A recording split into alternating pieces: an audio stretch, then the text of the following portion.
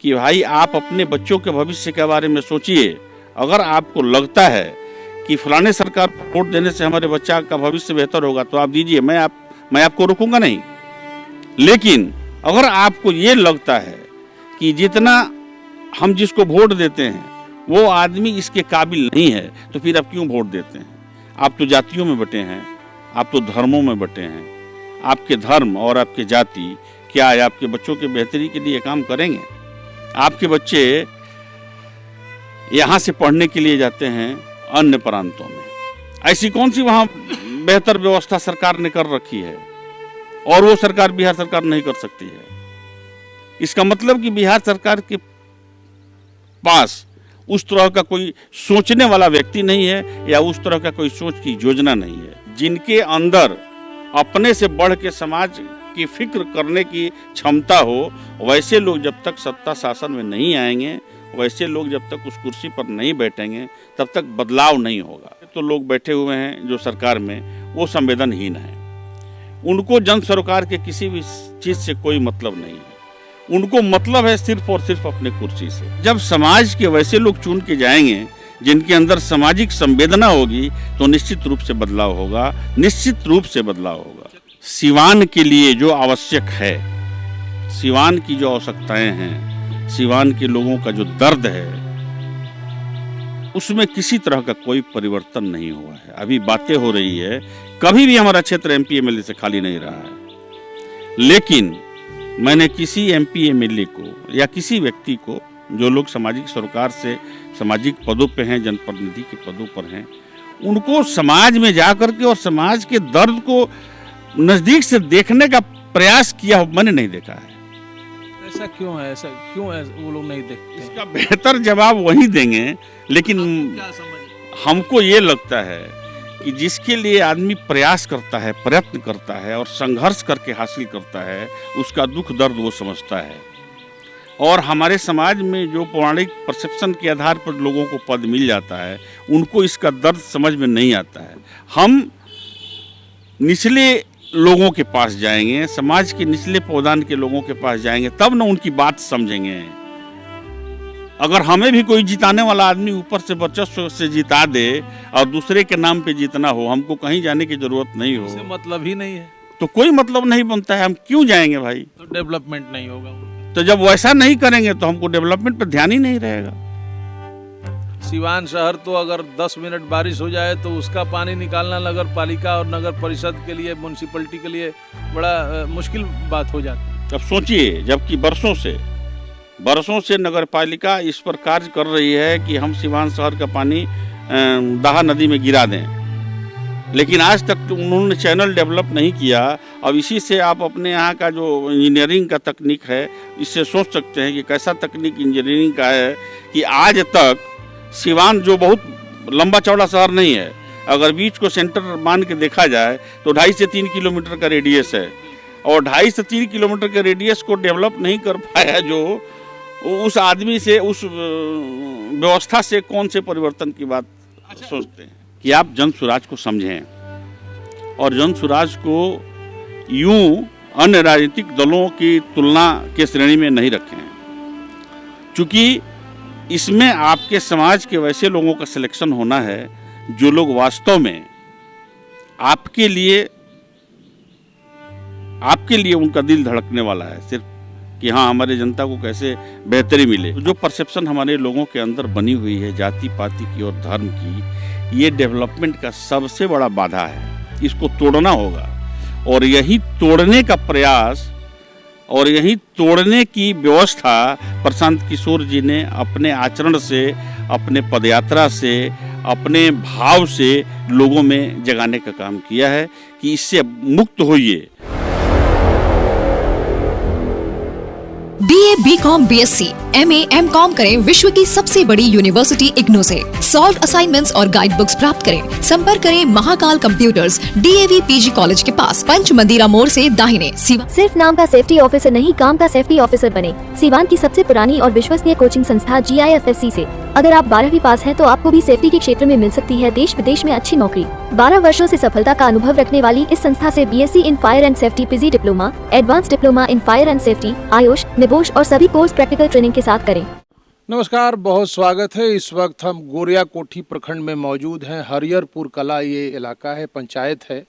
और हमारे साथ जो शख्स स्क्रीन पर आपको दिख रहे हैं ये अशोक सिंह जी हैं। इलाके में एक राजनीतिक व्यक्तित्व के तौर पर इनकी पहचान रही है। भाजपा से अगर बात करें तो पिछले 20 साल से इनका संबंध रहा है। अभी जनसुराज में है।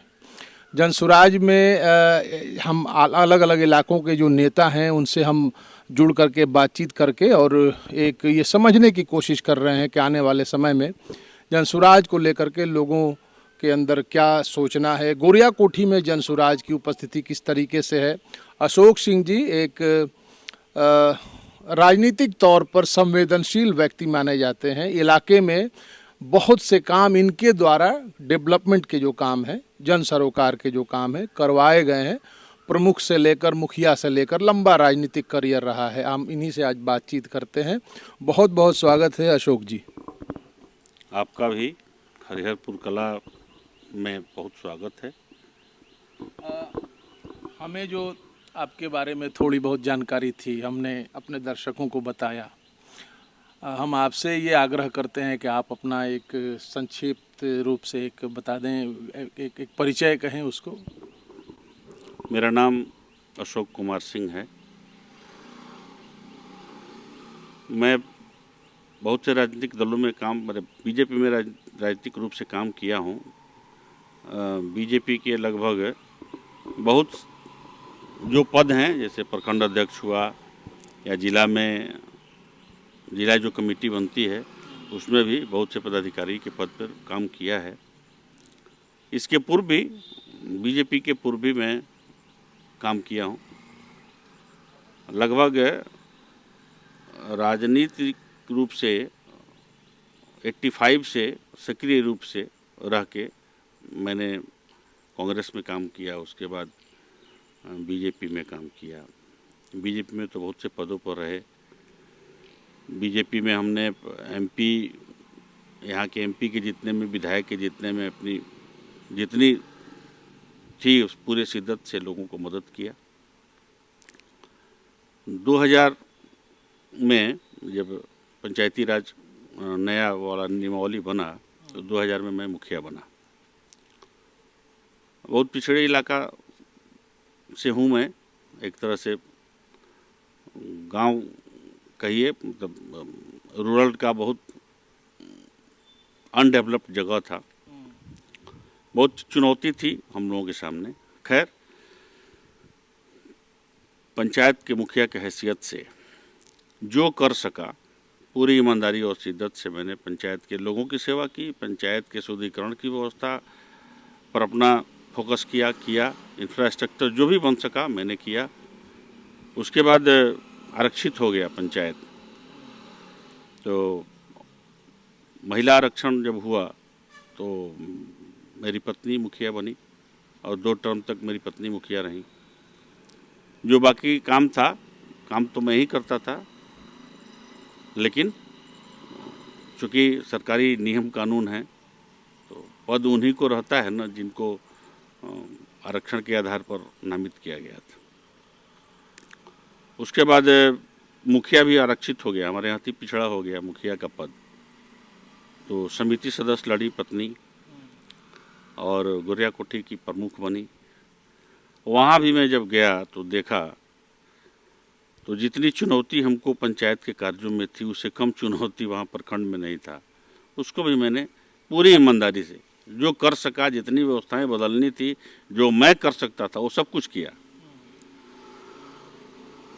दोबारा भी आज की तारीख में पत्नी पंचायत समिति सदस्य हैं।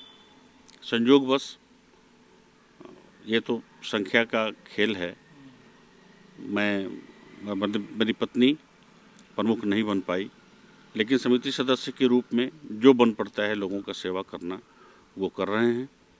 आप विधायकी भी लड़ चुके हैं? जी, मैं 2016 में, मतलब 15 के लास्ट में विधानसभा लड़ा, गोरिया कोठी विधानसभा से भी चुनाव लड़ा हूँ। उस समय मैं बीजेपी में था। बीजेपी से मैं टिकट की दावेदारी की, किसी कारणवश टिकट नहीं मिला तो मैंने अपनी दावेदारी निर्दलीय के रूप में की और लोगों में अपनी उपस्थिति दर्ज करवाई, लोगों से अपना आग्रह किया। संजोग से चुनाव मेरे पक्ष में नहीं आया और मैं पुनः लोगों की सेवा में लग गया। अभी आप जनसुराज से जुड़े हैं शुरू से ही, जब से ज़िले में ज़िले की अगर बात करें तो जब से यहाँ जनसुराज की स्थापना हुई तब से आप जनसुराज के साथ एक बहुत ही एक्टिवली आप काम कर रहे हैं, प्रशांत जी के साथ जुड़े हुए हैं। जनसुराज क्यों? जनसुराज से ऐसी क्या उम्मीदें हैं जो आपको अन्य पार्टियों से नहीं दिखती हैं? देखिए, जनसुराज अभी अपनी पदयात्रा प्रारंभ नहीं किया था और जनसुराज के जो लीडर हैं, प्रणेता हैं प्रशांत किशोर जी, उस समय घूम के तमाम जिलों में एक अपना फीडबैक ले रहे थे कि अगर हम लोग समाज में एक विकल्प के रूप में कुछ करना चाहें तो समाज की क्या स्वीकारोक्ति है। उसी क्रम में अभी पदयात्रा नहीं था तो प्रशांत किशोर जी का जगह जगह जिलों में 2-3 जगह कार्यक्रम हुआ करता था।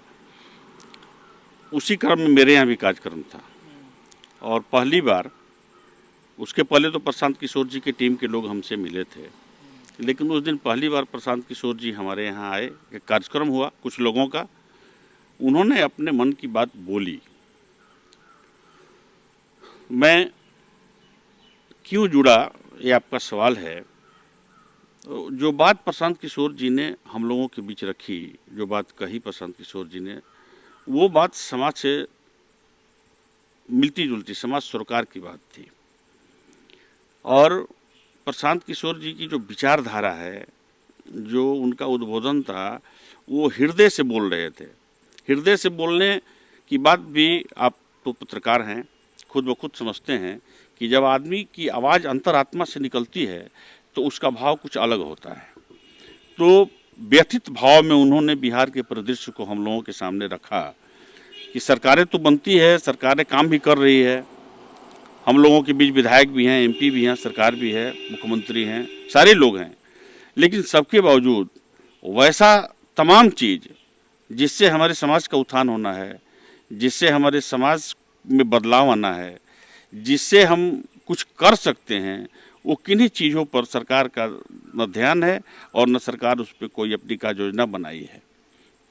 क्या चीज़ें आप समझते हैं, वैसी क्या चीज़ें? जैसे उन्होंने कहा कि हम लोग जो वोट करते हैं, सड़क के मुद्दे पर करते हैं, अन्य कि अपने जीविका के लिए राशन पे करते हैं, पेंशन पे करते हैं, तो जो करते हैं उस पर तो सरकार थोड़ी बहुत काम कर देती है, सड़क भी बनाती है, अनाज भी दे रही है, आज पाल रही है, अनाज दे के लोगों को पेंशन भी देती है। ये सब चीज़ पर्याप्त नहीं है। पर्याप्त क्या है? पर्याप्त है हमारे बच्चों का भविष्य, और हमारे बच्चों का भविष्य कैसे सुधरेगा, इस पर कोई कार्य योजना सरकारों की नहीं है, किन्हीं की नहीं है।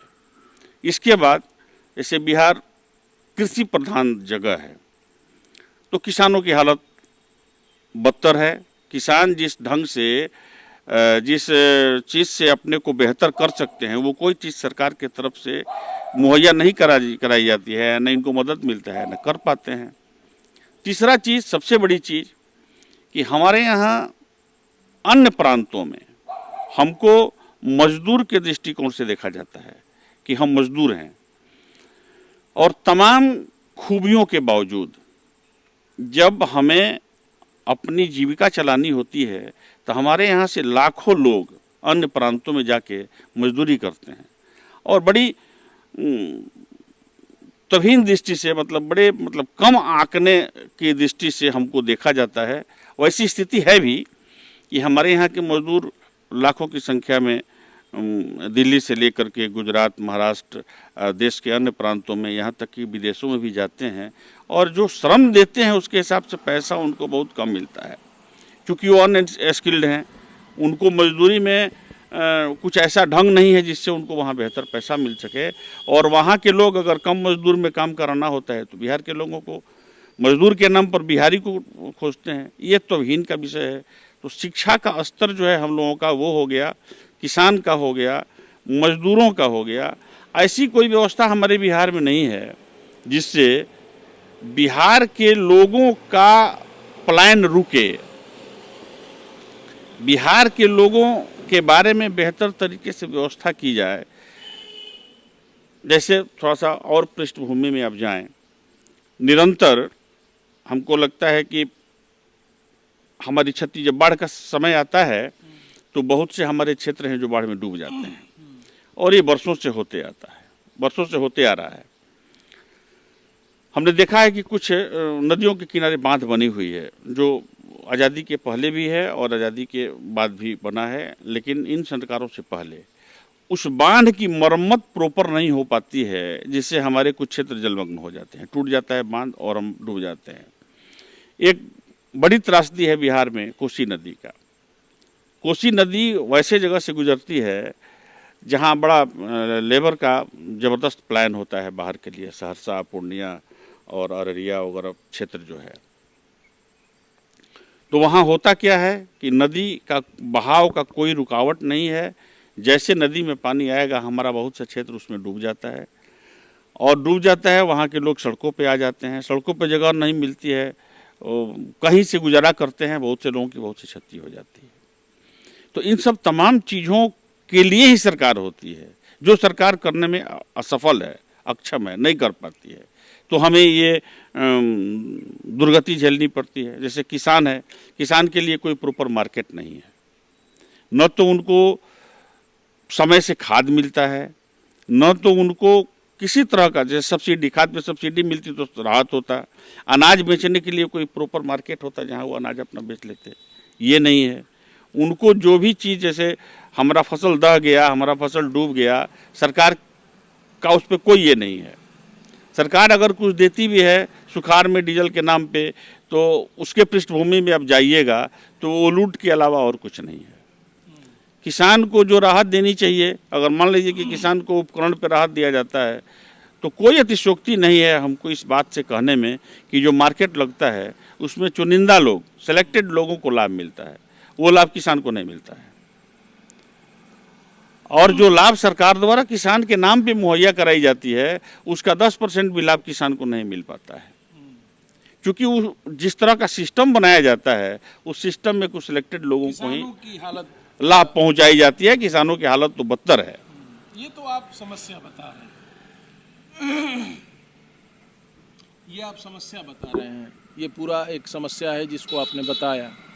इसके समाधान के रूप में आप क्या देखते हैं? क्या ऐसी बात है जिसको कर देने से समाधान हो जाएगा? देखिए, ये जितनी बातें हमने कही, जो समस्याएं आपके सामने दिख रही हैं, आपको भी दिख रही है, आप भी घूम रहे हैं तो सारे समस्याओं से जूझ रहे हैं। आप जब भी जाते होंगे किसी के पास तो अस्पताल से लेके, स्कूल से लेके, सड़क से लेके सब समस्याएं आपको लोग बताते होंगे।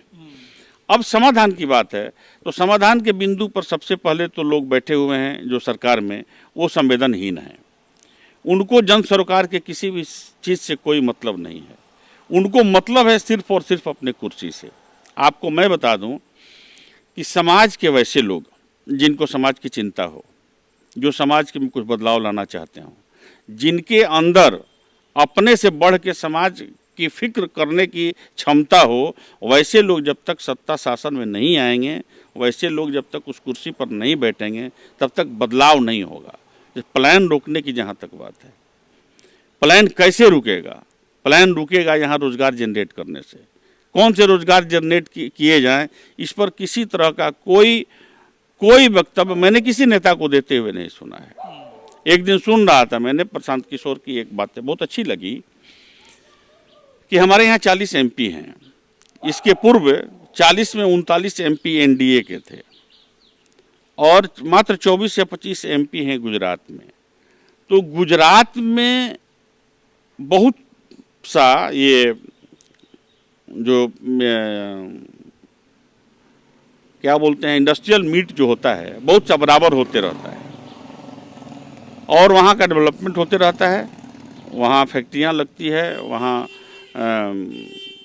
अच्छी खासी मतलब रोटेशन है। लगभग हर जिले में एयरपोर्ट है वहाँ पर। लगभग आपके यहाँ ऐसी कोई मीटिंग नहीं हुई प्रधानमंत्री के स्तर से या गृह मंत्री जी के स्तर से या जो लोग कर सकते हैं उनके स्तर से, जिसमें ये पता चले कि बिहार के बारे में भी उन लोगों का कुछ सोच है, कुछ चिंता है कि बिहार का डेवलपमेंट हो। प्रशांत किशोर जी ने ये पॉइंट आउट किया है, ये जरूरी है बिहार के एमपी के साथ बैठ के बात करने का कि आपके यहाँ जो पलायन की समस्या है वो उसको रोकने के लिए क्या किया जाए। आपको मैं बता दूं, जिस समय आधुनिक बिहार का निर्माण हुआ था उस समय झारखंड हम लोगों के साथ था, तो झारखंड में काफ़ी कल कारखाने थे। आज झारखंड अलग हो गया तो प्रत्येक जिले में किसान के मतलब नगदी आय के लिए एक शुगर मिल हुआ करता था। प्रत्येक जिले में किसान 10 कट्ठा से लेकर के 10 बीघा जिनकी जितनी हैसियत थी वो गन्ना लगाते थे। हमको लगता है कि वो गन्ना मिल तक जाता था और उनको समय से पैसा मिलता था, उनकी शादी ब्याह सब कुछ उस पर डिपेंड रहता था, वो हो जाता था। आज के तारीख में पूरे जिलों का शुगर मिल बंद हो गया, वो ज़मीन का क्या आवंटन हो गया, सरकार क्या कर दी कुछ पता नहीं। सभी के सभी मिल बंद हो गए, सभी लोग बेरोजगार हो गए, सभी किसान निरीह हो गए। वो जो 10 रुपये का आमदनी वाला जो जरिया था वो बंद हो गया। बताइए उनकी जीविका कैसे चलेगी? ये होना चाहिए। एक सिवान, आप सिवान शहर से हैं, आप थोड़ा सा पहले जाएं तो एक सिवान में सूता मिल बना था जो पूरा भारत वर्ष का सबसे बेहतरीन सूता तैयार करने का फैक्ट्री लगा था। हमको लगता है कि वो सूता मिल साल 2 साल तक नहीं चला। सरकार की इतनी बड़ी संपत्ति लगी और वो चाहे जिसके कारण से फेल हो गया। आज वहाँ दूसरा कुछ इंजीनियरिंग कॉलेज बन गया है। अब बताइए, एक सूता फैक्ट्री जो सिवान को रोजगार भी देता, सिवान के विकास में अपना सहयोग भी देता, वो बंद हो गया और उसका कोई माए बाप नहीं। सरकार की इतनी बड़ी राशि ये समाप्त हो गई। तो आप जनसुराज के जो संस्थापक हैं प्रशांत किशोर जी को इन तमाम समस्याओं के समाधान के रूप में देखते हैं? देखिए, समाधान वही आदमी करता है जिसका चिंतन उस विषय पर होता है। प्रशांत किशोर जी ने पूरे बिहार में पदयात्रा करने की ठानी है और जब वो गांव गिरान में जाते हैं तो वो सूक्ष्म से सूक्ष्म चीज़ों को अपने आँख से देखते हैं कि क्या बदलाव करने से बिहार में खुशहाली आएगी, क्या परिवर्तन करने से, क्या व्यवस्था करने से बिहार अपने स्वरूप को प्राप्त करेगा। जैसा उन्होंने कहा कि हम बिहार को बेहतर उस दिन समझेंगे जिस दिन महाराष्ट्र, गुजरात और अन्य प्रांत के लोग बिहार में मजदूरी करने आएंगे। तो क्या ये सपना नहीं लगता है? अभी जो स्थिति है बिहार का, एक तरफ पिछड़ापन है बिहार में, एक तरह से पूरा इंफ्रास्ट्रक्चर जो है कोलैप्स हुआ पड़ा है। ऐसे में ऐसी बात करें कि गुजरात जैसे डेवलप जगह के लोग हमारे यहाँ आएंगे, ये कितना कन्विंस करता है अभी के वर्तमान परिस्थिति के हिसाब से? देखिए, चुनौती बड़ी है लेकिन नामुमकिन नहीं है। चुनौती बहुत बड़ा है लेकिन ऐसा नहीं है कि ऐसा हो नहीं सकता है। हमारे यहाँ बहुत सा, आप क्षेत्रों में घूमेंगे तो बहुत से जगह को देखेंगे कि खेती के लायक अगर 20% भूमि पर खेती होती है तो 80% भूमि बेकार है। क्या है उस भूमि में? जलमग्न है या बंजर है।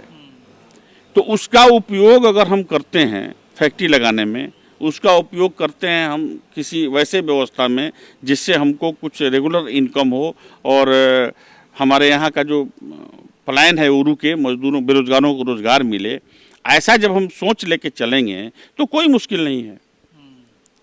ऐसी सोच ही नहीं है हमारे यहाँ के लोगों की। अब आप सोचिए ना कि चौमर के पानी का निकास तो प्रॉपर हो ही नहीं पाता है, वैसे लोग इस देश के डेवलपमेंट के बारे में क्या सोचेंगे? जिनसे एक चौबर का पानी निकल नहीं पाता है, दूसरे चौबर में या नदी में नहीं जा पाता है, वैसे लोगों से इस बिहार के बेहतरी की कल्पना कैसे की जा सकती है? सर, आप तो चौवर की बात कह रहे हैं। सिवान शहर तो अगर 10 मिनट बारिश हो जाए तो उसका पानी निकालना नगर पालिका और नगर परिषद के लिए, म्यूनसिपलिटी के लिए बड़ा मुश्किल बात हो जाती है। अब सोचिए, जबकि बरसों से नगर पालिका इस पर कार्य कर रही है कि हम सिवान शहर का पानी दाहा नदी में गिरा दें, लेकिन आज तक उन्होंने चैनल डेवलप नहीं किया। अब इसी से आप अपने यहाँ का जो इंजीनियरिंग का तकनीक है, इससे सोच सकते हैं कि कैसा तकनीक इंजीनियरिंग का है कि आज तक सिवान जो बहुत लंबा चौड़ा शहर नहीं है, अगर बीच को सेंटर मान के देखा जाए तो 2.5 से 3 किलोमीटर का रेडियस है, और 2.5 से 3 किलोमीटर के रेडियस को डेवलप नहीं कर पाया जो उस आदमी से, उस व्यवस्था से कौन से परिवर्तन की बात सोचते हैं। ठीक है, आपकी बात से हमें यही हम समझ पाए कि प्रशांत किशोर को आप एक उम्मीद की नज़र से देख रहे हैं कि अगर वो आते हैं तो इन समस्याओं पर सूक्ष्मता से वो काम करेंगे और डेवलपमेंट करेंगे। लेकिन कई लोग ऐसे हैं जो खुद प्रशांत किशोर जी के विश्वसनीयता पर सवालिया निशान खड़े करते हैं कि ये तो राजनीतिक रणनीतिकार रहे हैं, पता नहीं ये कब किसके साथ हो जाएं, अगर इधर वाला ये इनका दांव नहीं चला तो फिर ये जो है वही पुराना काम पकड़ लेंगे। देखिए, प्रशांत किशोर के लिए MP बन जाना, MLA बन जाना कोई मुश्किल नहीं है। आपने देखा होगा थोड़े दिन पहले थोड़ी सी अपनी सहमति प्रशांत किशोर जी ने दी थी तो राष्ट्रीय परिषद के सदस्य बन गए थे जदयू में, आपको याद होगा। तो ये कोई मुश्किल नहीं है। उस आदमी के अंदर जो संवेदना है, वो संवेदना किसी पद को पाने की नहीं है, वो संवेदना जनहित की है। वो आदमी अगर लोगों में जा के अपनी बात ये कहते हैं कि भाई आप अपने बच्चों के भविष्य के बारे में सोचिए, अगर आपको लगता है कि फलाने सरकार को वोट देने से हमारे बच्चा का भविष्य बेहतर होगा तो आप दीजिए, मैं आपको रोकूंगा नहीं। लेकिन अगर आपको ये लगता है कि जितना हम जिसको वोट देते हैं वो आदमी इसके काबिल नहीं है तो फिर आप क्यों वोट देते हैं? आप तो जातियों में बटे हैं, आप तो धर्मों में बटे हैं। आपके धर्म और आपके जाति क्या है आपके बच्चों के बेहतरी के लिए काम करेंगे? आपके बच्चे यहाँ से पढ़ने के लिए जाते हैं अन्य प्रांतों में, ऐसी कौन सी वहाँ बेहतर व्यवस्था सरकार ने कर रखी है और वो सरकार बिहार सरकार नहीं कर सकती है? इसका मतलब कि बिहार सरकार के पास उस तरह का कोई सोचने वाला व्यक्ति नहीं है या उस तरह का कोई सोच की योजना नहीं है। इसलिए प्रशांत किशोर जी किसी पद के लिए प्रयास नहीं कर रहे हैं, वो पूरे सिस्टम को बदल के चाहते हैं कि पूरे सिस्टम को बदल के बिहार को बेहतर बिहार बनाया जाए। जो पौराणिक कथाएं मिलती है कि बिहार वास्तव में विश्व गुरु था, बिहार विश्व गुरु था, भारत विश्व गुरु था नहीं, तो बिहार को उस स्थल पर स्थापित किया जाए। अगर हम लोगों के जीवन काल में हम लोगों के प्रयास से बिहार अगर उस स्थान को प्राप्त कर जाता है तो यही हम लोगों के लिए सबसे बड़ी निधि होगी। यही एक चीज़ है बिहार में, ये बात तो खुले तौर पर कही जा सकती है कि हमारे यहाँ जो राजनीति होती है वो जात पात देख कर होती है। अपने जात के नेता को हम वोट देंगे, अलग अलग जात के अलग अलग नेता हैं, गठबंधन होता है। कुल मिलाकर जो रेसिपी बनती है हमारे यहाँ राजनीति की, सत्ता की, उसके मूल में जात पात होता है। तो क्या बिहार के लोग आपके नेता की बात मानेंगे और जात पात से कभी ऊपर उठ पाएंगे? देखिए, दुर्भाग्यपूर्ण है और इस दुर्भाग्यपूर्ण गतिविधि से हम लोग बरसों से लड़ते आ रहे हैं। समाज में जब कोई बेहतर व्यवस्था होती है तो वो किसी खास जाति के लिए नहीं होता है, वो सभी के लिए होता है। जब अच्छे माहौल बनते हैं तो सबके लिए होता है। आप सोचें, अगर कहीं कोई असामाजिक काम हो जाता है, माने कहीं किसी की हत्या हो जाए, कहीं लूट हो जाए, तो उस जगह पर रहने वाले जितने लोग होते हैं सब लोग प्रभावित होते हैं, चाहे किसी जाति के हों। अगर अच्छा माहौल रहता है तो किसी जाति के हों अच्छे माहौल में रहते हैं। तो जो परसेप्शन हमारे लोगों के अंदर बनी हुई है जाति पाति की और धर्म की, ये डेवलपमेंट का सबसे बड़ा बाधा है। इसको तोड़ना होगा और यही तोड़ने का प्रयास और यही तोड़ने की व्यवस्था प्रशांत किशोर जी ने अपने आचरण से, अपने पदयात्रा से, अपने भाव से लोगों में जगाने का काम किया है कि इससे मुक्त होइए। और ये कोई बहुत, मान लीजिए कि पीछे का जो कालखंड बीता है, अगर हम कह रहे हैं कि इस व्यवस्था को देखिए तो कम से कम 5 साल वैसी व्यवस्था को देखिए। सरकार, संविधान में तो ऐसी व्यवस्था है कि 5 साल पे आपको फिर अपनी व्यवस्था बदलने का अधिकार है, आप बदल दीजिएगा। तो आप ये कह रहे हैं कि लोगों को 5 साल देख लेना चाहिए, प्रशांत जी को भी एक रिस्क लेना चाहिए लोगों को कि 5 साल बाद अगर वो फेल होते हैं तो इनको बदल देंगे। देखिए, अभी तो प्रशांत जी कोई राजनीतिक दल नहीं बनाए हैं, अभी तो सोशल मूवमेंट के लिए घूम रहे हैं। सोशल मूवमेंट में उनका प्रयास है लोगों को समझाना, बेहतर तरीके से लोग समझें कि भाई आपको क्या करना चाहिए। अगर प्रशांत जी कोई राजनीतिक पार्टी बनाते हैं तो प्रशांत जी का जो स्लोगन है, सही सोच, सही लोग और सामूहिक प्रयास, तो हमको लगता है कि वो निश्चित रूप से समाज के उन्हीं लोगों को चुनेंगे जो समाज के लिए होंगे। और जब समाज के वैसे लोग चुन के जाएंगे जिनके अंदर सामाजिक संवेदना होगी तो निश्चित रूप से बदलाव होगा, निश्चित रूप से बदलाव होगा। चलिए एक आध सवाल और लेंगे। सिवान से आपकी राजनीति रही है, गोरिया कोठी से भी आपने राजनीति की है। अभी वर्तमान में जो सिवान की राजनीति है, जो हमारे एमपी एमएलए हैं, इस राजनीति को, हमारे नेताओं को आप किस तरीके से देखते हैं? देखिए, मैं किसी पर कोई व्यक्तिगत आरोप नहीं लगाऊंगा, कोई आरोप प्रत्यारोप नहीं लगाऊंगा, लेकिन सिवान के लिए जो आवश्यक है, सिवान की जो आवश्यकताएं हैं, सिवान के लोगों का जो दर्द है, उसमें किसी तरह का कोई परिवर्तन नहीं हुआ है। अभी बातें हो रही है, कभी भी हमारा क्षेत्र एमपी एमएलए से खाली नहीं रहा है, लेकिन मैंने किसी एमपी एमएलए को या किसी व्यक्ति को, जो लोग सामाजिक सरोकार से सामाजिक पदों पे हैं, जनप्रतिनिधि के पदों पर हैं, उनको समाज में जाकर के और समाज के दर्द को नज़दीक से देखने का प्रयास किया मैंने नहीं देखा है। ऐसा क्यों है? ऐसा क्यों वो लोग नहीं देखते हैं? इसका बेहतर जवाब वही देंगे, लेकिन क्या समझे? हमको ये लगता है कि जिसके लिए आदमी प्रयास करता है, प्रयत्न करता है और संघर्ष करके हासिल करता है, उसका दुख दर्द वो समझता है। और हमारे समाज में जो पौराणिक परसेप्शन के आधार पर लोगों को पद मिल जाता है, उनको इसका दर्द समझ में नहीं आता है। हम निचले लोगों के पास जाएंगे, समाज के निचले पौधान के लोगों के पास जाएंगे, तब न उनकी बात समझेंगे। अगर हमें भी कोई जिताने वाला आदमी ऊपर से वर्चस्व से जिता दे और दूसरे के नाम पे जीतना हो, हमको कहीं जाने की जरूरत नहीं हो, उससे मतलब ही नहीं है, तो कोई मतलब नहीं बनता है। हम क्यों जाएंगे भाई? तो डेवलपमेंट नहीं होगा उनका। तो जब वैसा नहीं करेंगे तो हमको डेवलपमेंट पर ध्यान ही नहीं रहेगा। अच्छा, मुझे बताया गया अशोक जी आपके बारे में, पूरे इलाके में भी, यहाँ जब मैं कुछ लोगों से बात कर रहा था कि आप इस पूरे इलाके में आपने बड़े डेवलपमेंट के काम किए हैं, आप एक प्रभावी आदमी हैं, लोग आपके पास अपनी समस्याएं लेकर के आते हैं, बड़ा बड़ा प्रेम करते हैं इस इलाके के लोग आपको। क्या इस बार के चुनाव में आपको यहाँ के लोग विधानसभा लड़ते हुए देखेंगे? देखिए, सबसे पहली बात तो है कि आपको मैंने शुरुआती दौर में बताया था जिन जिन पदों पर मैं रहा हूँ, और मैंने पूरी शिद्दत और पूरी ईमानदारी से काम किया है। लोगों के काफ़ी करीब रहा हूँ, लोगों की इतना करीब रहा हूँ कि छोटे से छोटे दर्द को भी लोगों ने हमसे साझा किया है और हमने महसूस किया है और हम उनके साथी बने हैं। तो इस तरह से नज़दीक रहने वाले व्यक्ति को अगर लोग आज तक इस पद पे बनाए रखे हैं तो हमको लगता है कि ये तो लोगों का धन्यवाद है, लोग धन्यवाद के पात्र हैं और लोग सूझबूझ और समझदारी के ये में हैं कि हाँ, ऐसे व्यक्ति को हमारे बीच रहना चाहिए।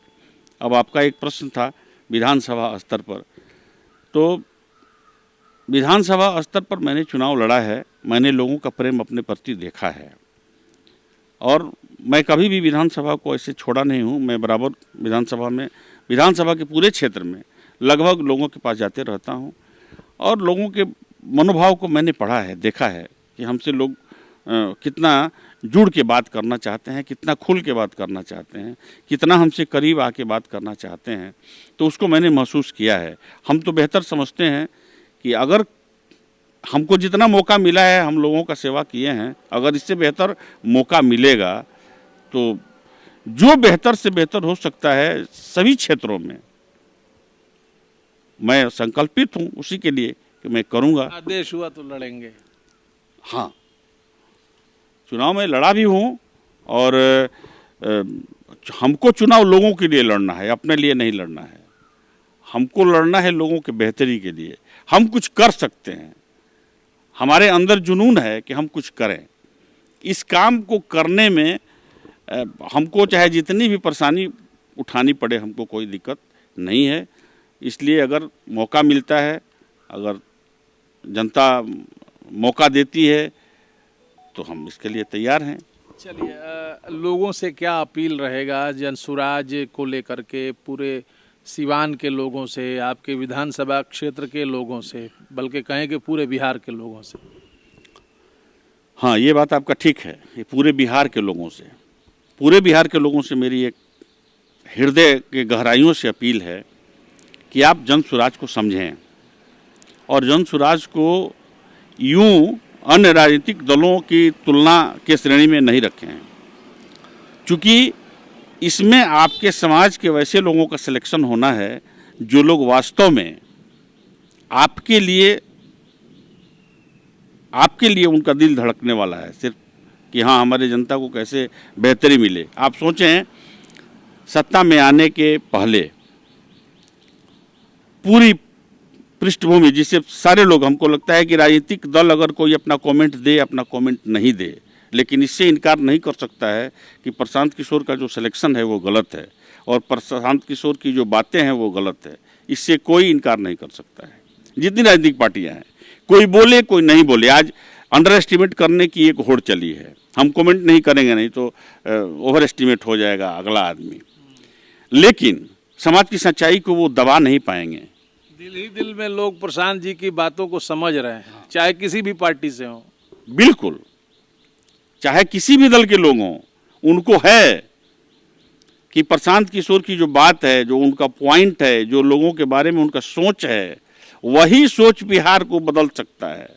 अगर नहीं होता तो अभी जितनी राजनीतिक पार्टियां अभी जो आपके सरकार में हैं, कुछ लिबरल हुई हैं, कुछ बातों पर ध्यान दिए हैं, लेकिन वो कर नहीं पाते हैं। पता नहीं उनको कौन सी मजबूरी है, मैं ये नहीं समझ पाता हूँ। उनको करना चाहिए। प्रशांत किशोर तो हमको लगता है कि करेंगे। प्रशांत किशोर तो हमको लगता है कि 1-1.5 साल से घूम रहे हैं और अपनी बातें ओपन कहते हैं। मुख्यमंत्री बनेंगे। देखिए, जब पावर मिलेगा, जब सारे लोग होंगे तो ये सब तय हो जाएगा। मुख्यमंत्री के तो काबिल है ही हूँ। आपकी क्या राय है? आप चाहते हैं वो मेरी राय है कि प्रशांत किशोर जैसे लोगों को ही उस कुर्सी पर बैठना चाहिए, जिनके अंदर पूरे माने जो अपने को बेटा समझे, वास्तव में राज्य का, देश का, कहने का नहीं करने का। कहने वाला बेटा तो बहुत लोग है, लाभ लेने के लिए जाते हैं तो हम लोग कुछ भी बोलते हैं। अभी तो एक कहानी आपको और बताते हैं। हम बताइए ना, कोई बात नहीं। एक कार्यक्रम में मैं गया था आज से 2-4-5 दिन पहले, मैं नाम नहीं लूंगा किनके कार्यक्रम में गया था, लेकिन मैं आपको बताता हूँ। एक जन सरोकार की बात थी। एक सरकारी संपत्ति है, उस संपत्ति के रक्षार्थ किसी चीज़ की घेराबंदी की बात थी। आज इस आदमी से लोगों ने सवाल किया, वो वर्तमान में MP हैं, पहले विधायक रहे हैं। तो हमने देखा उनकी बातें लोगों में कि ये कैसे होगा, इसकी हमको जानकारी नहीं है, हमारे मत से होगा कि नहीं होगा। ये सब तमाम जैसे लोगों की जो समस्या उन्होंने सुना, तो हम दरअसल में उस दल से संबंधित नहीं है, हम वहाँ जाने वाले नहीं थे, लेकिन हमारे कुछ लोग थे वहाँ, जो लोग हमको बुलाए थे मिलने के लिए। अब वहीं ये कार्यक्रम था, हम भी चूँकि जाने के नाते बैठ गए उसमें। तो हम जो उनकी बात सुने, हम मन ही मन सोच रहे थे कि भाई ऐसे भी लोग नेता हैं जिसको सामाजिक समस्या के बारे में जानकारी नहीं हो कि ये कैसे सॉल्व होगा। हमने एक उठती बात उसमें कह दी कि भाई आप तो जिस दल के MP हैं, उसी दल के मुख्यमंत्री हैं, अगर आप जा कर के वहाँ ये बात कहें कि सरकार की संपत्ति है, एकड़ में है, और उसका संरक्षण तबे होगा जब उसकी घेराबंदी हो जाएगी, तो हमको लगता है कि सरकार कब्रिस्तान घेरवा रही है, सरकार श्मशान घेरवा रही है, सरकार सरकारी संपत्तियों का संरक्षण कर रही है। तो ये जो मंदिर है जो सरकार की है, या मठ है जो सरकार का है, तो उसको गिरवाने में तो कोई बहुत परेशानी नहीं होनी चाहिए। अगर आपके मत से नहीं हो तो जो न्यास बोर्ड का या जिस भी मत से होना हो वो हो जाएगा। तो ये बात कहना, लोगों में अपनी लाचारी ये करना, व्यक्त करना अच्छी बात नहीं है। ये बात प्रयास करने की बात है। यानी आप सिवान की वर्तमान सांसद महोदया की बात कर रहे हैं। चलिए अशोक जी, बहुत बहुत शुक्रिया, बड़ा अच्छा लगा आपसे बातचीत करके। आपने हमें समय दिया, इसके लिए आपका तहे दिल से शुक्रिया। आपको भी बहुत बहुत धन्यवाद। आप बहुत दूर से चल के आए हैं और गांव देहात की भी खबर रखने की इच्छा रखते हैं, सुदूर देहात की भी बातें आप लोगों तक पहुंचाने का ये करते हैं, इसके लिए आपको कोटि कोटि बधाई और धन्यवाद। तो चलिए, आपने सुना अशोक सिंह जी को। जैसा कि हमने इंट्रोडक्शन में बताया था कि राजनीतिक रूप से बड़े संवेदनशील व्यक्तित्व के धनी हैं। लोगों के लिए कुछ करने की इनके दिल में बहुत सारी चीज़ें हैं, बहुत सारे अरमान कहें। इस डेवलपमेंट को, जन सरोकार की बातों को ये एक राजनीति के माध्यम से, चाहे वो कोई भी माध्यम हो, विधायकी का माध्यम हो, मुखिया का माध्यम हो, जो भी माध्यम हो एक लोकतांत्रिक व्यवस्था की, उस माध्यम से लोगों का डेवलपमेंट करना चाहते हैं। आपने इस वीडियो को यहाँ तक देखा, इसके लिए हम आपका ख़ास शुक्रिया अदा करते हैं। देखते रहिए समय सिवान।